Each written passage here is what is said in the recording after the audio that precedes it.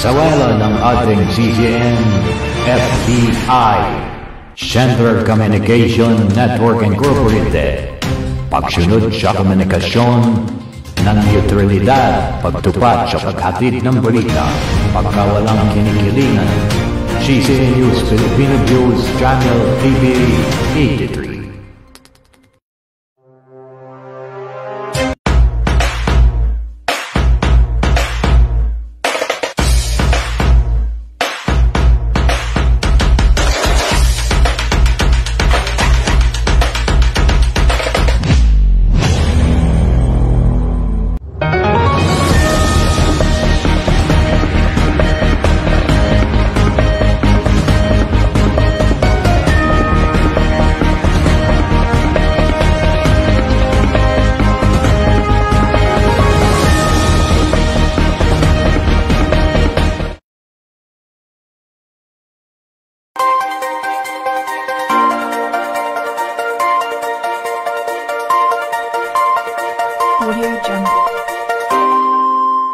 Minasyaitanirrajim. Bismillahirrahmanirrahim.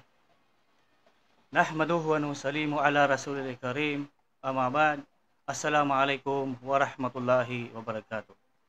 Muli po at umeeri po ang istasyon ng CCN News Filipino Views. Ang inyong lingkod po ay ako po si Fahad Harden na isa pong Malig Islam. Maulan po na hapon ngayon at alhamdulillah at ako po ay nakarating sa lugar nito. Sinulong ko po ang lugar nito dahil po alam ko po ang makukuha ng award nito. Bawat isa na pumatak sa aking katawan o pumalo sa aking mga muka, ito po alam ko po ito ay may gantimpala.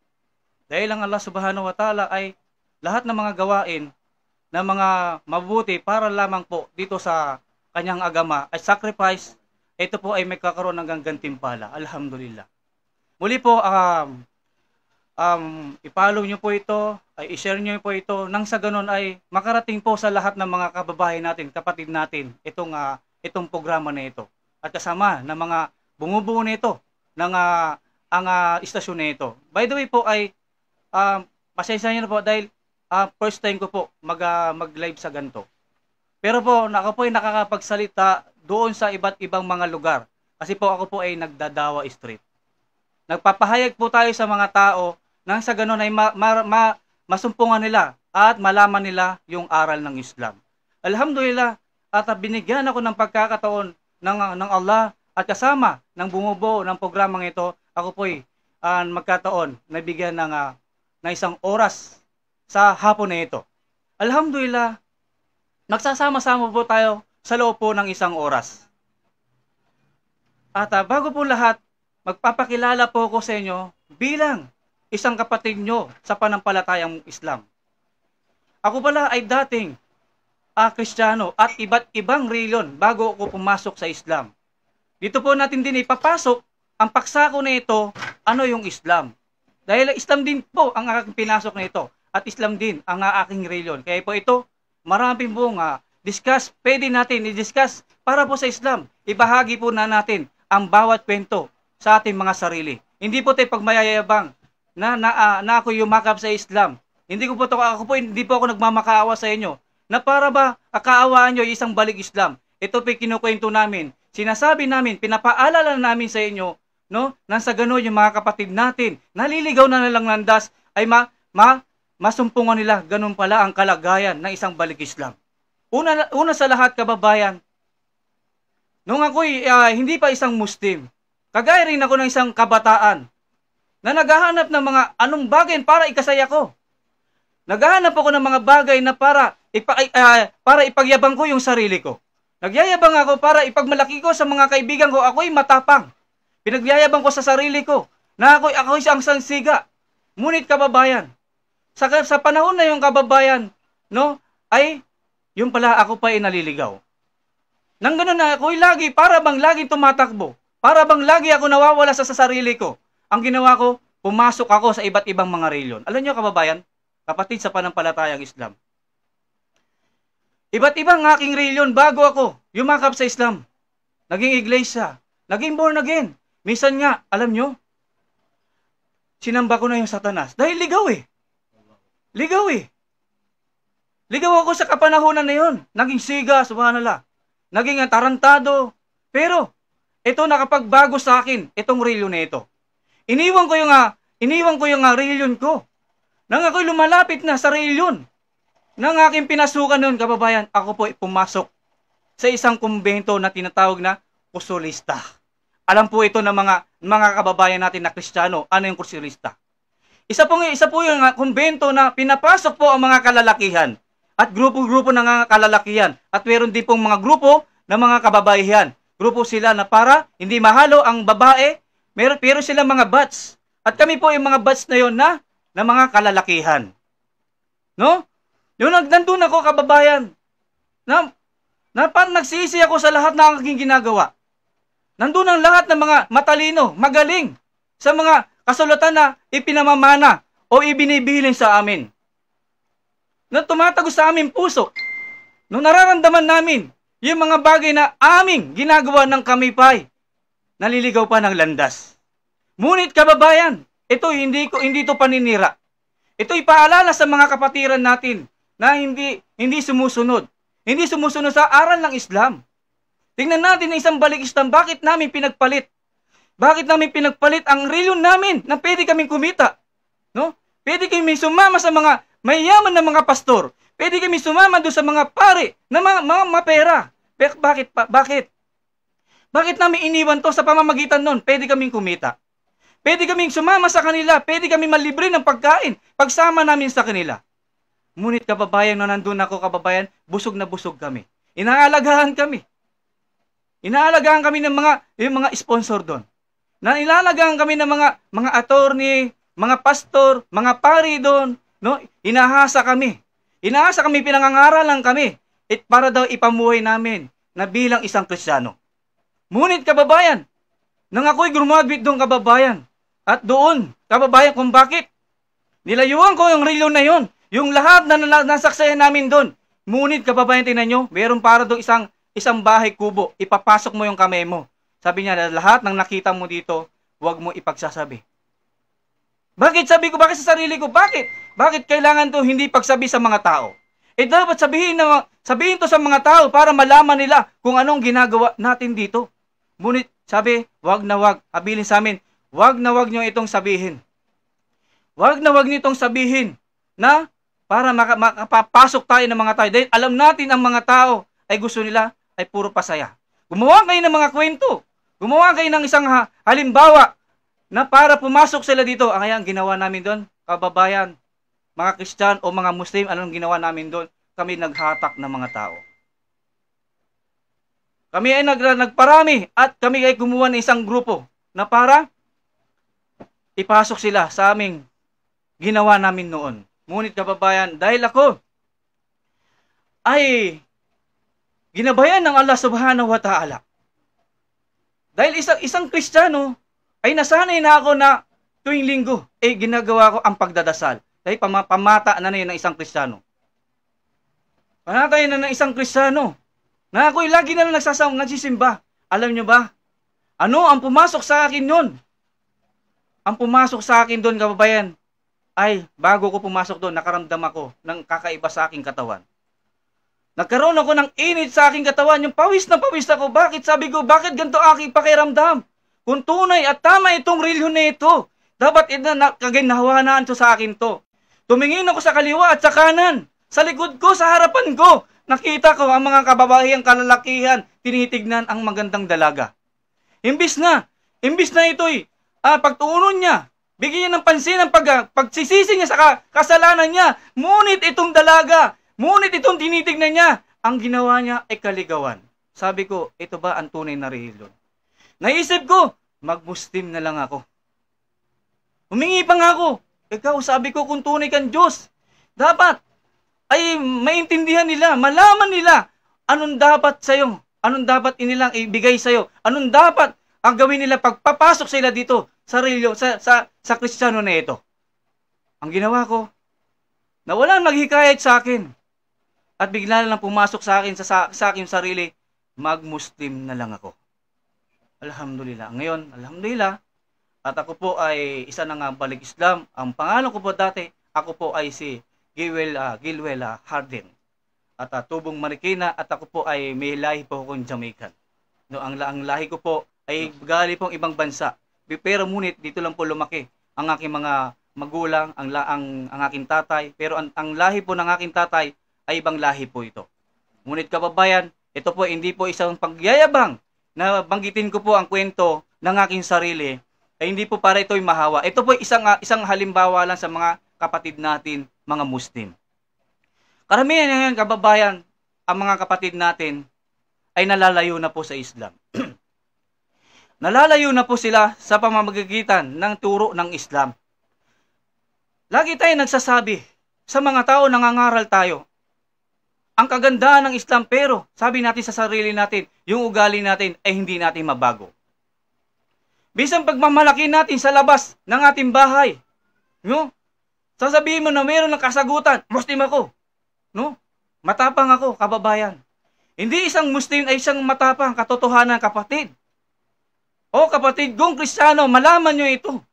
Ang Muslim ay takot po yan gumawa. Kahit na isang katiting na nanilika, ng dakilang tagapaglikha, ay hindi po niya pwede itong saktan. Ganun po isang Muslim. Dahil kababayan, sa atin sa kapanahunan ngayon, no? Ang aral ng Islam ay kung saan-saan na natin ito makukuha sa social media, sa mga tarpaulin na nakikita, yung La ilaha illallah Muhammad Rasulullah. At hindi na pwede natin kailangan yung iba ay mag-aral sa ibang bansa dahil marami na tayong mga ulama dito. Mayroon na tayong mga center, mayroon na tayong mga masjid, mayroon na tayong mga sariling mga torer o sariling mga eskwelahan dito sa atin, bansa na ito. Dahil yan ay binuksan na ng dakilang tagapaglikha ang mga biyaya na ibinibigay ng Allah Subhanahu wa Ta'ala. Anong biyaya yun? Karanungan, kaalaman na para yung mga may alam ay para sabihin nila sa mga tao ang kaisahan ng dakilang tagapaglikha at kagandahan ng Islam. Kapatid, kababayan, bakit ganun? Bakit ibang mga kapatid natin na mayroon lang alam, na mayroon lang konting kaalaman, ay pinagmalaki na ako, ustad, ako'y ulama, ikaw isa ka lang balig Islam. Subhanallah. Patawarin niyo ako sa ating mga kababayan na mayroon pang mas alam sa akin. Kung mayroon po kayo mas alam, pwede po kayo mag-comment sa ating live na yon. Pero po ito po ay tama, ay ipagpatuloy po natin, no? Hindi po ito isang sermon, no? Ito po ay ako po ay nagsasalita, no? Ang aking bibig ay malapit po sa aking tenga at nararamdaman po ng aking puso. Dahil po ito po ay pinatatamaan ko po yung aking sarili. Dahil po isa rin po ako na nagkakasalanan at nagkakasala. Kaya nga ang Allah Subhanahu wa Ta'ala ay bukas sa mga taong gumagawa ng hindi maganda. Dahil ang Islam ay kinukumpleto na ng Allah Subhanahu wa Ta'ala. Kinumpleto na sa mga tao. At ang Allah Subhanahu wa Ta'ala ay hindi siya madamot sa lahat ng kanyang mga nilikha. Kahit na yung mga Christian yun, kababayan, no, ay binibigyan ng mga biyaya. Nakikita natin, kababayan, sa panahon natin ngayon. Bakit?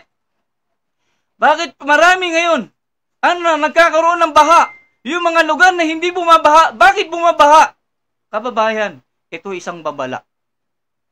Ito isang babala na bumalik tayo sa pagsamba sa dakilang tagapaglikha. Dahil sa Propeta Muhammad sallallahu alaihi wasallam, pag nakita niya, ang ulap ay dumarating na madilim na, hindi po siya. Nananatili po siya doon sa masjid. Nagduduwa siya. Nagduduwa siya, pero yung mga kababayan natin, mga hindi mga Muslim, ano ba yan? Bakit na naman may ulang, hihina, tutumal, at wala kaming makakain, subhanallah. Kaya nga kababayan, sa panahon na dumating ang mga pagsubok ng dakilang tagapaglikha, ay kailangan malapit tayo sa Allah Subhanahu wa Ta'ala. Kababayan, kapatid, ang programang ito ay naghahatid po sa inyo ng paalala. Ang programang po ito ay CCN News Filipino Views. Ito po, sana po i-share nyo po ito nang sa ganun ay makarating po ang mga mensahe na ito. Dahil po itong programa na ito ay wala pong kinikilingan, wala pong pinoprotektahan, kinikilingan. Pero po ito po isang programa na para po sa lahat. 'Di ba? Chairman, tayo po ay nag-invite na iba't ibang reyon, tama po ba? Oh, nag-okay ang ating kapatid, no, na ito po yung ating chairman dito. Nag-invite po sila dito.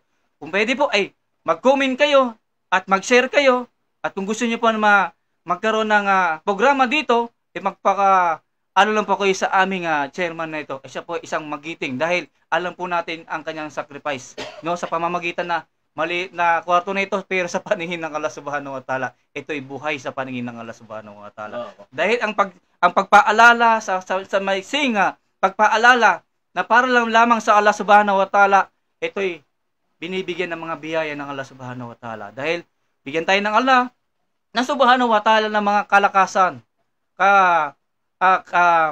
kalakasan at magandang mga kalusugan, at iwas niya tayo sa mga kapahamakan, at ilayo niya sa atin ang mga taong gusto tayong saktan.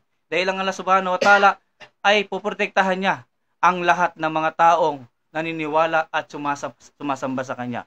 By the way po, magpapaalala muna tayo at tayo po ay magko-commercial muna, no? Bigyan mo natin at babalik po tayo kahit konting sandali, no?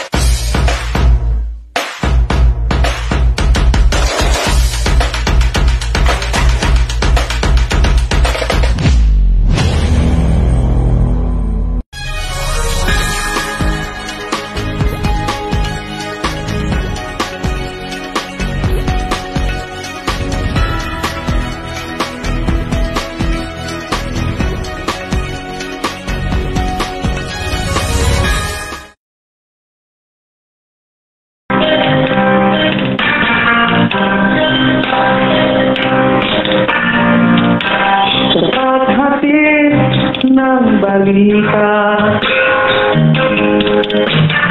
Pagka walang pinipilingan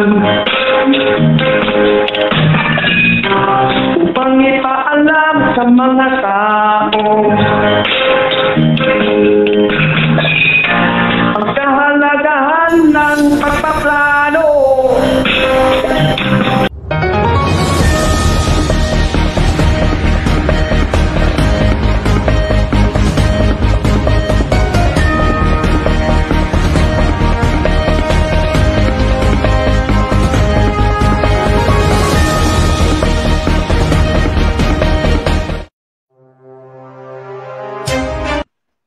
A'udzubillahi minasyaitonirrajim. Bismillahirrahmanirrahim. Assalamualaikum warahmatullahi wabarakatuh. Tayo po ulit at magbabalik sa programang ito na CCN News Filipino Views. Huwag niyo pong kalimutan i-share at i-like at pag-comment po sa comment section, nang ganoon ay makarating po kung saan itong ang ating programa na ito.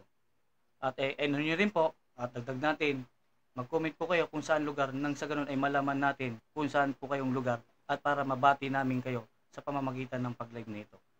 Alhamdulillah, ang Allah Subhanahu wa Ta'ala ay napakabait sa mga taong binibigyan niya ng pagkakataon sa reliyong Islam.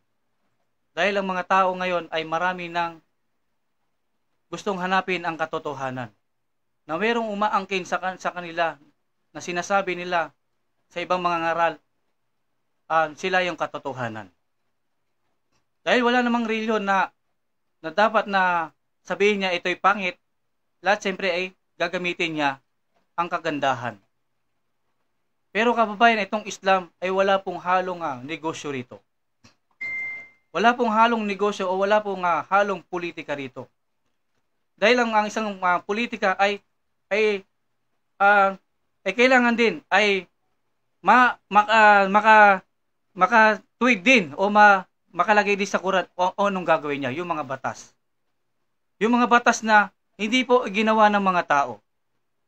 Yung mga batas na ang Allah Subhanahu wa Ta'ala ang lamang siyang gumawa, kaya yung sinunod ng mga propeta. Dahil yung mga propeta ay wala po silang ibang hinanghad, kundi lamang ay sundin ang kagustuhan ng dakilang tagapaglikha.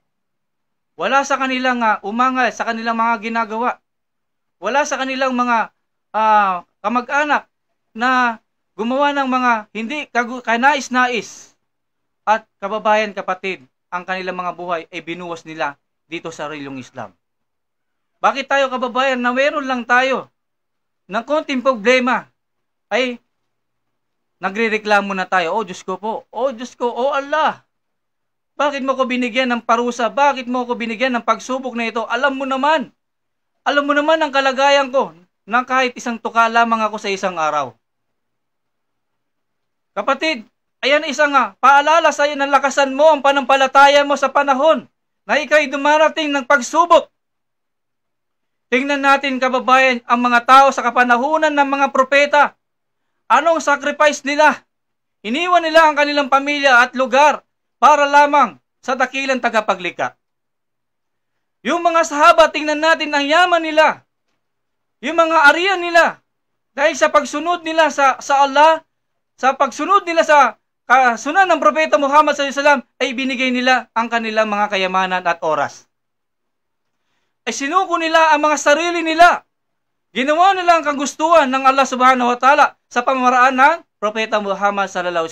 Kaya sila ay dinakila ng Allah. Yung mga kasamahan ng Propeta Muhammad SAW, narinig natin ang bawat kalagayan ng mga sahaba na yan. Minsan sa kanila, kababayan, yung tinatawag na sila na jahila. O wala na silang alam kung hindi sundin yung kanilang mga tradisyon o kanilang tapang. Tingnan natin, kababayan, yung kapanahunin nila na meron lang silang nakita na isang babae na buntis. Ito'y pinagpupustahan nila. Para malaman nila babae man o lalaki ito, ay binibiyak nila yung tiyan para malaman nila kung lalaki o babae ito. At yung mga bungo nila ay ginagawa nilang baso para gawin nilang tagayan. No, tingnan natin, kabayan, yung panahon na yun, hindi pa nagdadawa, hindi pa nagpapaalala ang Propeta Muhammad SAW, madilim ang kanilang pamumuhay. Kaya yung Propeta Muhammad SAW na dumating sa kanila ang awa at dumating sa kanila ang revelasyon at dumating sa kanila ang pagpaalala ng Propeta Muhammad SAW, ay niyakap nila ang panampalatayang Islam. Iniwan nila yung mga ginagawa nila.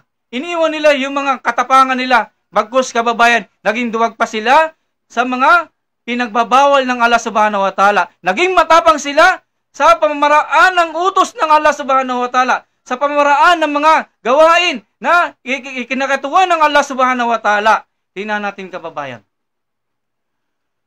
Marami sa atin, tamaan natin ating sarili, sa kapanahunan ngayon,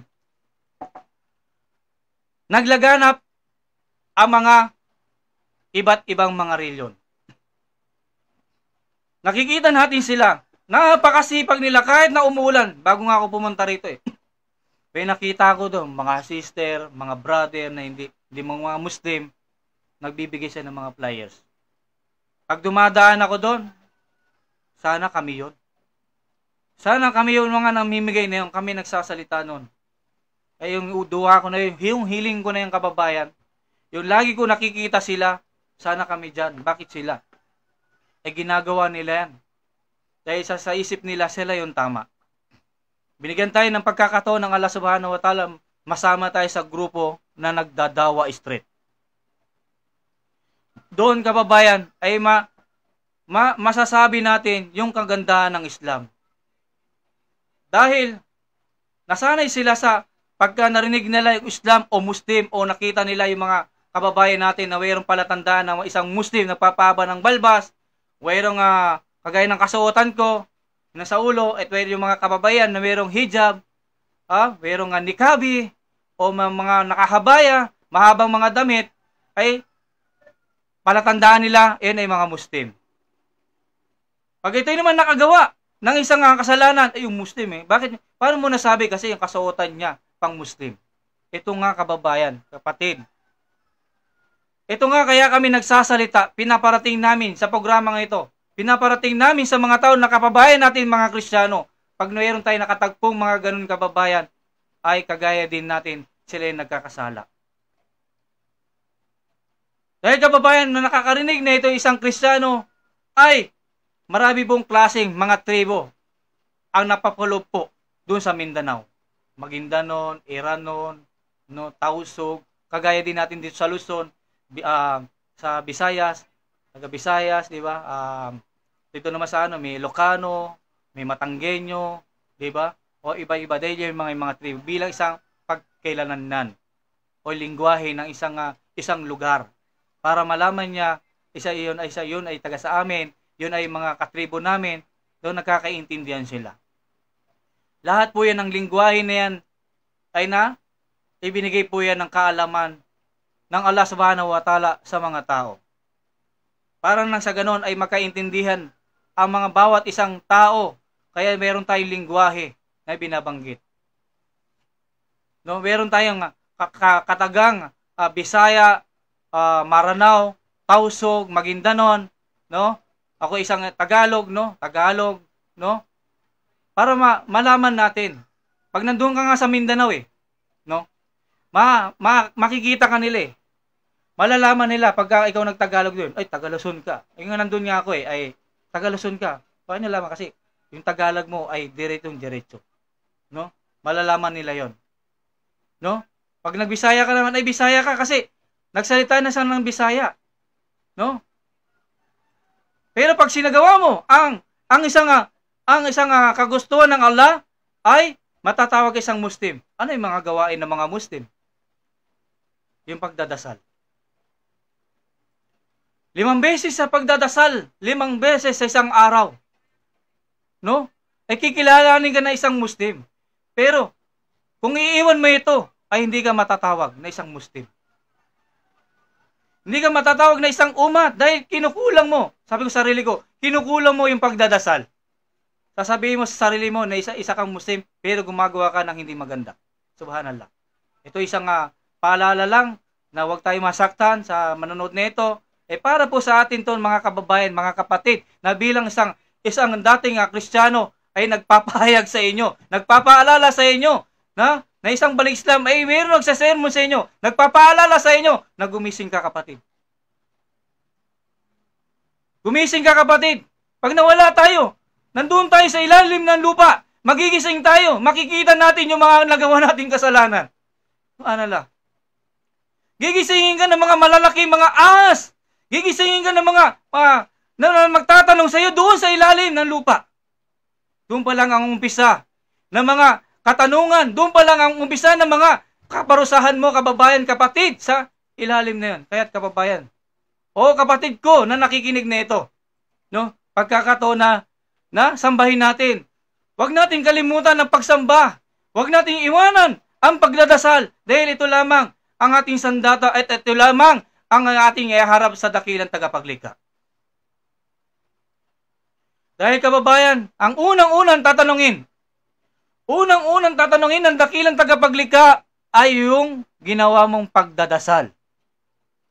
Hindi ka tatanungin ng Allah Subhanahu wa Ta'ala kung ilan ang nabigay mo, kung ilan ang kayamanan mo, kung ilan ang asawa mo, kung ilang taong ka na, ilang kurso, anong naabot mo sa mundong ito. Hindi yung tatanungin ng Allah Subhanahu wa Ta'ala. Ang tatanungin niya, yung agama. Yung agama ng Allah Subhanahu wa Ta'ala. Hindi yung mga agama ng mga ibang mga reliyon. Yung agama ng Allah Subhanahu wa Ta'ala lamang ang tatanungin ng dakilang tagapaglikha. Kaya't kababayan, kapatid, na mga kapatid natin, mga Kristiyano, itong aral ng Islam ay sinasabi nyo na ito isang bago lamang sa inyong pandinig. Ito'y bago lamang ba sa inyong sa mga aral na itinuro sa inyo ng dakilang tagapaglikha. Dahil kababayan, pilit man sirain, pilit man baguhin na may ibang mga tao ang reliyon na ito, ay hindi nyo ito mababago at hindi nyo ito masisira. Kahit na kunin nyo, kahit na sunugin nyo, o kunin nyo yung mga babasahin nito, kababayan, ay hindi po yan mawawala sa mga isip, sa mga puso ng mga Muslim na nakakabisado ng Quran. Hamunin. Hinahamon ng ibang mga reliyon. Hinahamon ng ibang mga reliyon. Kung ano ba, kung mawala ang lahat ng mga kasulatan sa mundong ito. Ano? Mawala ang inyong kasulatan. Mawala ang aming kalusan na Quran. Kapatid, makakabisado niya pa ba ito? Meron ba sa inyo? Meron ba nakakabisado na isang aparador na babasahin, kababayan? Ang Quran ay nananatili sa mga puso ng mga Muslim. Kaya't kababayan, na meron na kami tinatawag na mga hafiz. Sila yung mga bata ay inuhubog. Pinag-aaralan nila ang Quran. Pinakinakabisado nila ang Quran. No? Kahit na mawala sa mundong ito ang mga kasulatan nito, ay meron po kami mga kabataan. Meron kami mga scholar. Meron kami mga ulaman na kabisado nila ang Quran. Sino sa atin, kababayan, na Kristiyano, na meron sa inyo na kabisado ang isang Bible na isang Kristiyano? Na Bible na ito'y pinagpaalala sa inyo na kahit na isang scholar sa inyo ay wala itong makakabisado dahil taon-taon lang lamang po. Ay para isang kurso, para isang pahina, type ng type at dumadami at kumakapal. Subhanallah. Kumakapal yung mga pahina, dumadami, napupuno. Ibig lang kababayan, natatago na lang. Tinatago na lang to sa kanilang mga bahay at ito inaalikabukan. Kaya ito isang paalala sa bawat nilalang na kailangan natin kilalahanin at sambahin ang dakilang tagapaglikha.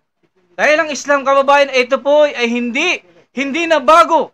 Hindi po ito bago sa paningin ng mga tao dito sa mundong ito. Dahil kababayan, ang Islam ay hindi po ito inimana na isang Muslim o nanay mo o tatay mo, isang Muslim. Ito po ay kababayan, ito po ay reliyon na ibinigay ng Allah Subhanahu wa Ta'ala. Nang sa ganon ay magkaisa ang mga tao. Nang sa ganon ay mga propeta ay para sabihin sa kanila ang tamang reliyon ay ang Islam. Ang mga propeta, alam niyo ba kababayan? No?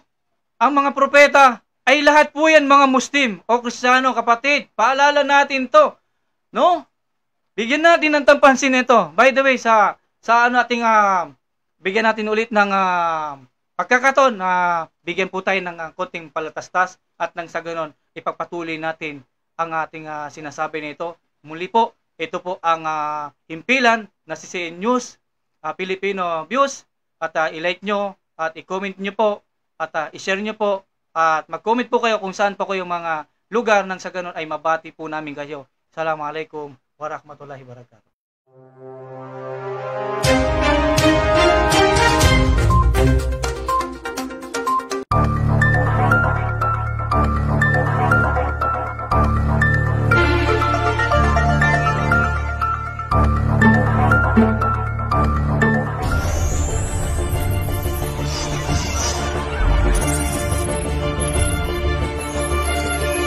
Sa wala ng ating CCN, FBI, Central Communication Network Incorporated, pagsunod sa komunikasyon ng neutralidad, pagtupat sa paghatid ng balita, pagkawalang kinikilingan, CCN News Filipino Views Channel TV 83.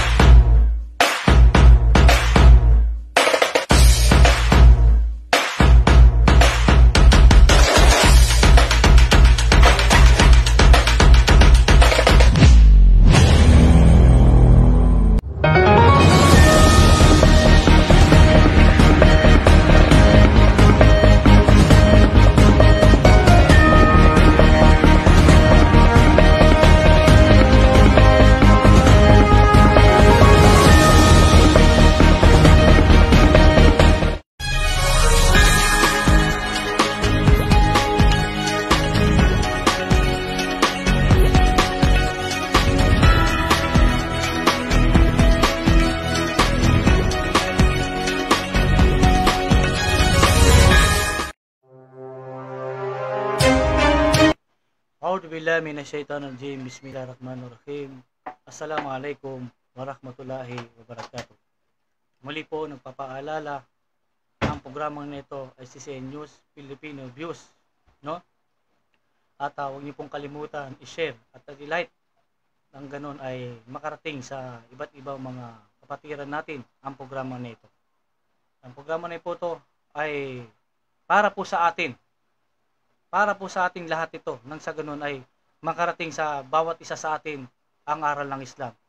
Ang pagsako po, ano yung Islam? No? Ito pong aking sinasabi ay hindi lang po sa mga kapatiran natin, mga Muslim. Ito po ay para din po sa mga kababayan natin na hindi mga Muslim. Magbibigay po tayo ng paalala sa kanila nang sa ganun ay malaman nila, masumpungan nila ang reliyong Islam. Kapatid na Kristiyano, ang Allah Subhanahu wa Ta'ala ay lumikha siya ng 4 na klase ng paglikha sa mga tao. Ang 4 na klase nito ay malalaman natin kung gaano kakapangyarihan at gaano katalino ang Allah Subhanahu wa Ta'ala. Makikita natin kung paano niya, anong purpose ng paglikha niya sa 4 na klase na ito na sa mga tao. Ito'y dito papasok ang kaisahan ng Allah Subhanahu wa Ta'ala at kapangyarihan niya. No, yung tinatawag na tawhid, no? Sa 4 na klase na paglikha ng dakilang tagapaglikha sa mga tao, una, kilala natin to. Kahit isang hindi Muslim, isang Kristiyano, kilala ito. Dahil tinuturo po ito. Itinuturo po ito ng mga iba't ibang mga reliyon. Na kahit nasa mga eskwelahan ay tinuturo ito. Itong propeta na ito. No? Yun ay yung propeta na ito sa unang paglikha ng dakilang tagapaglikha, yan si Adan. Si Adan, alam naman natin na siya yung unang-unang nilikha ng dakilang tagapaglikha ng ibilang isang tao. Nilikha siya bilang isang uri ng putik dahil ang dakilang tagapaglikha ay inutusan niya ang mga anghel o malaika na kumuha ng iba't ibang uri ng lupa o alikabok. Di mo napansin, kababayan, kapatid? No? Ang mga kulay natin, katulad makayumanggi. Yung aming chairman dito ay parang Fernando po ba yung tayo niya para medyo maputi pa tisoy, no? No, magandang lalaki. Dahil kinuha sa ganong kulay na putik. At hinulma ito at binigyan ng roho o kaluluwa at doon nabuo itong magulang natin na si Adan. Siya yung unang nilikha ng dakilang tagapaglikha. Paano at saan nanggaling? At meron ba siyang nanay at tatay? Wala po siyang nanay at tatay. Nilikha lang siya ng Allah Subhanahu wa Ta'ala sa pamamagitan ng mayroong pinanggalingan yung lupa o putik. Na mayroong iba't ibang pinagkunan, at ito'y nag-iiba ng amoy. No?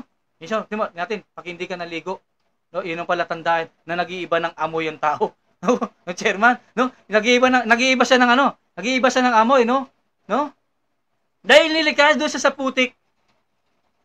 No, yun ang unang paglikha ng dakilang tagapaglikha sa tao na si Adan na walang nanay, walang tatay.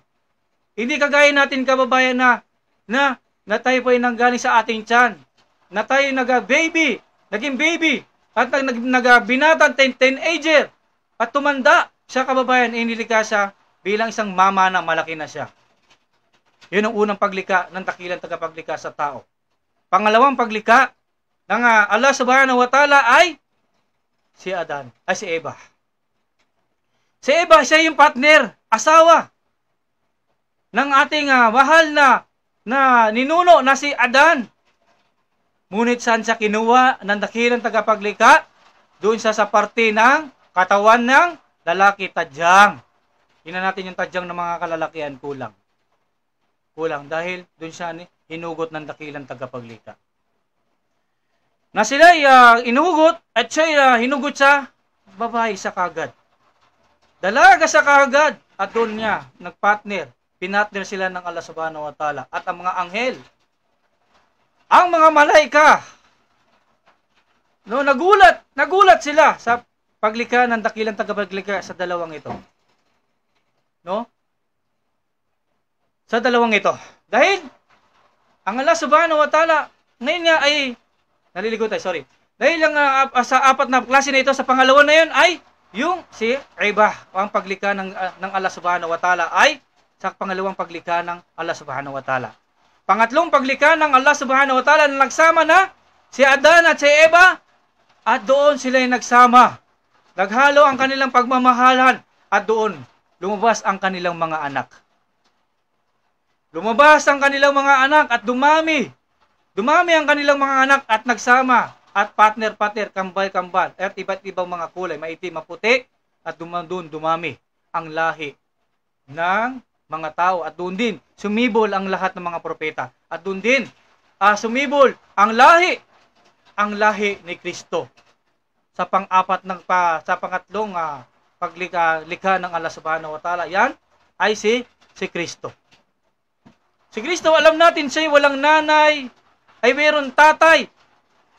Ay walang minanay, pero walang tatay. Nilikha siya ng Allah subhanahu wa ta'ala sa pamamagitan ng kakayahan ng Allah subhanahu wa ta'ala. Yan ang tatlong klase ng likha ng Allah subhanahu wa ta'ala. Ang pang-apat naman, kababayan, yung tayo na. Mayroon na tayong nanay, mayroon na tayong tatay, no? At dumami na ang lahat ng mga tao sa pamamagitan ng nanay at tatay. Diyan, kababayan, makikita natin ang apat na klase na paglikha ng Allah subhanahu wa ta'ala na sa mga tao. Una, si Adan, walang nanay at walang tatay. Si Eva naman, may tatay, no? Ay dahil lang galing sa lalaki at wala sang nanay.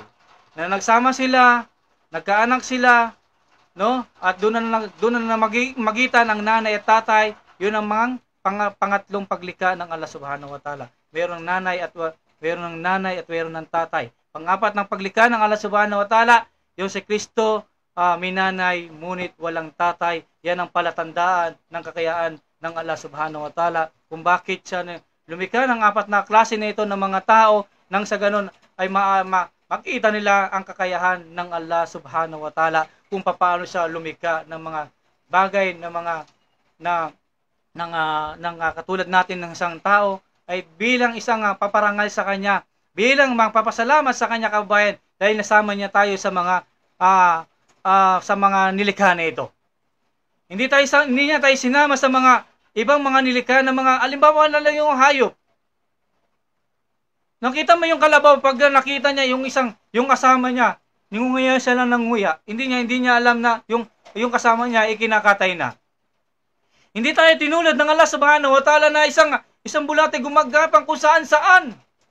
Hindi tayo nilikha ng ibang mga hayop dyan na pati yung kanilang mga anak, mga apu-apuhan ay pinag-aasawa nila. Dahil ito'y binigyan tayo ng pagkalinis, pagkamagandang intensyon sa bawat isang mga tao na kailangan pumili tayo ng ating makakasama. Dahil ang Allah subhanahu wa ta'ala, binigyan tayo ng talino. Binigyan tayo ng lakas. Ang talino na ito, kababayan, huwag natin sayangin. Dahil ang talino na ito, kababayan, na sinabi ng mga ulama, yung binigay ng kaalaman sa lahat ng mga tao nito, itusok mo yung daliri mo doon sa dagat. Kung ito inangat mo, yun lang ang kaalaman na ibinigay ng Allah subhanahu wa ta'ala sa lahat ng mga tao. Pinaghati-hatian po ito ng lahat ng nilikha ng Allah subhanahu wa ta'ala mula sa hayop. At sa tao, siyempre, kasama din rin ang mga puno na yan, no? Ayan din ay kasama rin yan sa mga binigay ng kaalaman ng Allah subhanahu wa ta'ala. Kaya kapatid, wag natin sayangin to.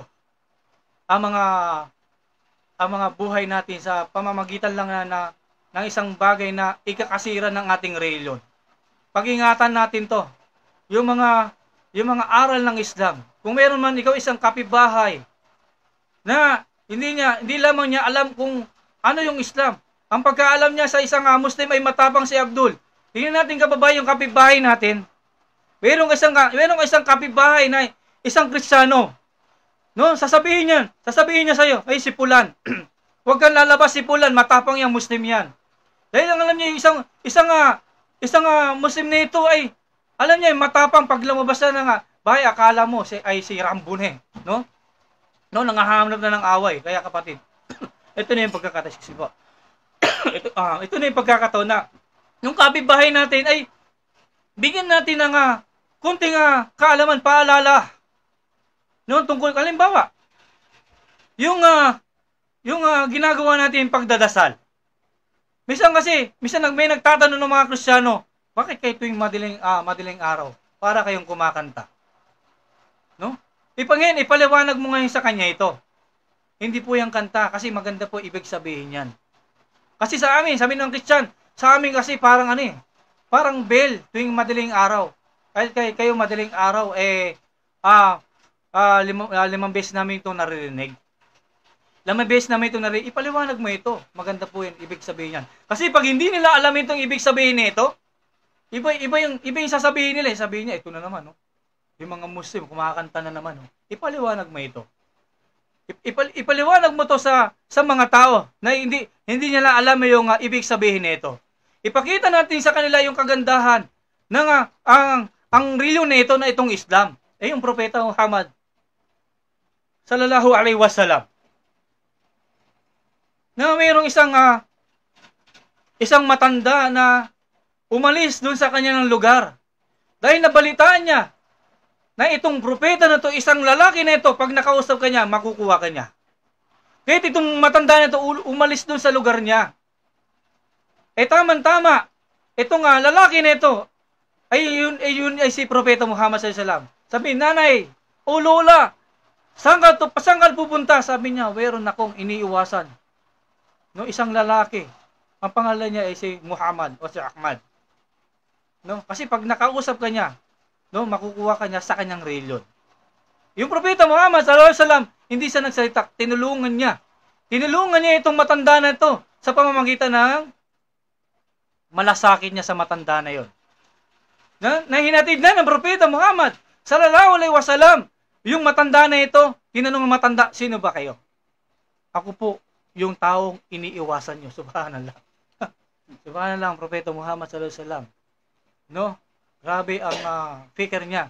Grabe ang hak niya sa mga tao. No? Dahil sa pamamagitan ng paraan na 'yon ay nabigyan niya ng panahon itong matanda na ito. Sa pamamagitan ng pagtulong niya, pagbuhat niya doon. At tinanong siya ng matanda, sino ka ba? Sabi ng propeta Muhammad, ako po yung ako po yung taong iniiwasan niya. Sabi ng matanda, asyhadu an la ilaha illallah. Siya pa yung nag-Muslim, subhanallah. Siya pa yung nag-Muslim. Kung meron tayong kapitbahay na yun, na nakita natin na isang bike, o meron hirap na hirap siya, tulungan natin. No? Kung nakikita natin ay yung kapitbahay natin na wala sang ulam, no, bigyan natin.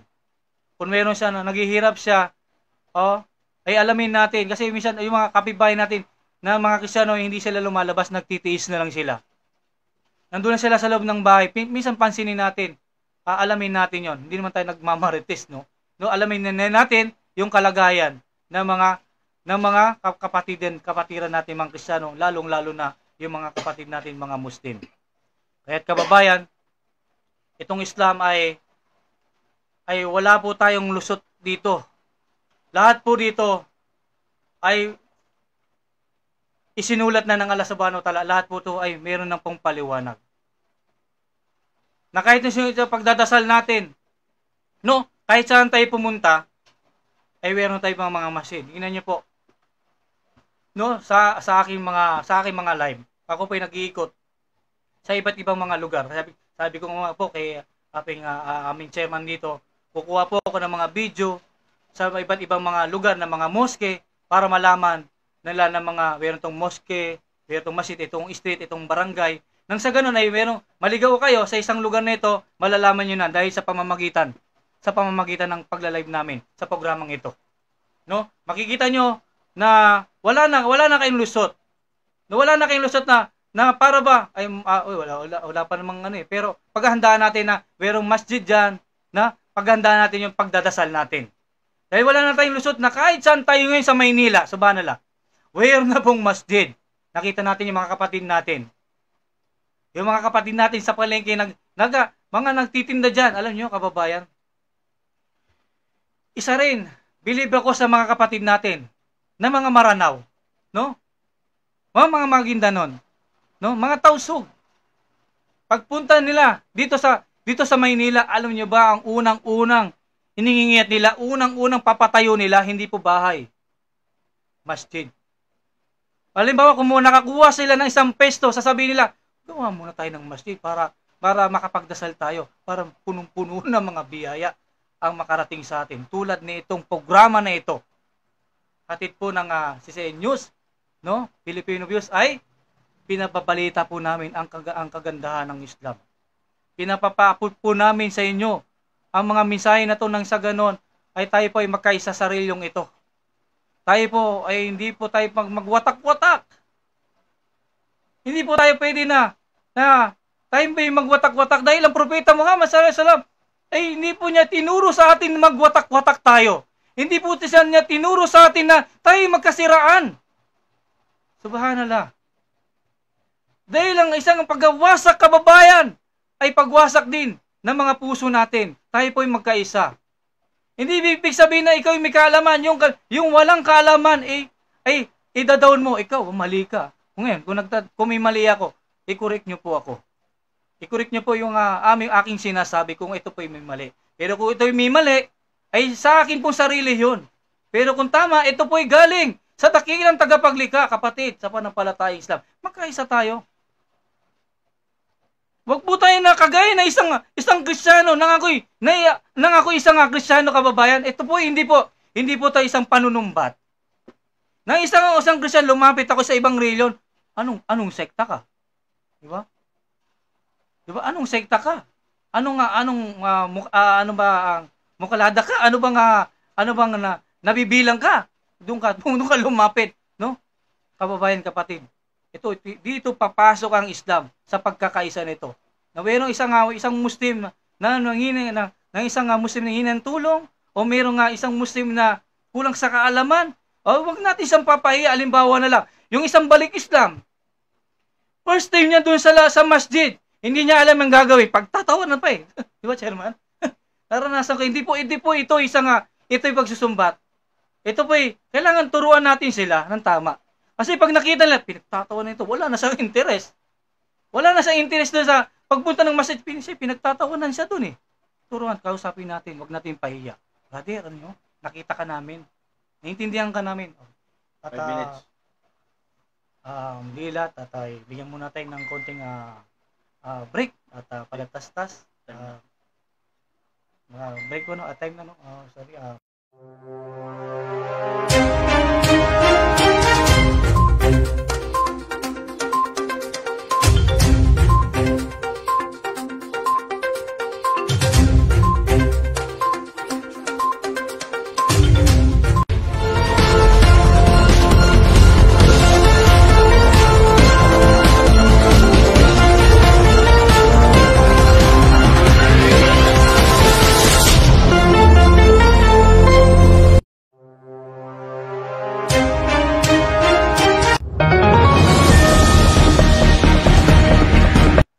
A'udzubillahi minasyaitonirrajim. Bismillahirrahmanirrahim. Assalamualaikum warahmatullahi wabarakatuh. Muli po ang inyong lingkod at ang programa na ito nagpapaalala sa ating mga kapatiran, CCN News, Filipino Views. Ito po ang talakayan nito ay ang Islam. Ano ang Islam? At natalakay po natin ang paksa na ito sa loob po ng isang oras. Dahil ang programa na ito ay para po sa atin ito. Para po sa atin mga Muslim ito. Para nagsagana ay mahatid natin, masabihan natin, mapaalahanan natin yung mga kapatid natin mga Kristiyano. Ako ay nagpapasalamat sa dakilang tagapaglikha na bumubuo ng programa na ito. Kasi sa News Filipino Views ay 3 minutes. Masaya po ako dahil ako po ay naanyayahan dito at patuloy pa rin po ako na makikita nyo sa programang ito. Inshallah, kung ako po ay nakasalita ng hindi maganda, ako po ay umihingi ng kapatawaran sa inyo. Wa kinadawana, astagfirullah, walhamdulillah, rabbil alamin.